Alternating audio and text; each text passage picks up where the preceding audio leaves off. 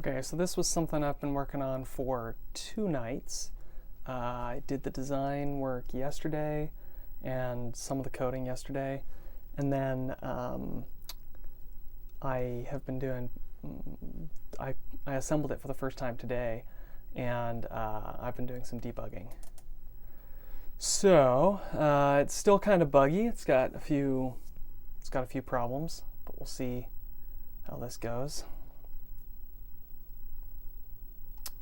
So I've double-clicked a SID file here, and it opens in a new utility called Chiptunes. And we've got our file name here and our metadata. So so let's see if we can hear that.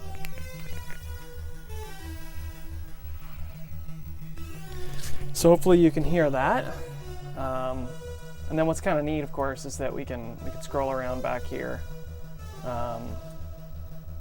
pick another track, hit load on that one. So there we go. So this track picker here is this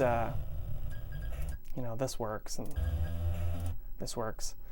And the other kind of cool thing is that these fields here, which are longer than they appear, of course, these are in standard C64 text fields, so we can actually even select this and copy to the clipboard, which is pretty rad.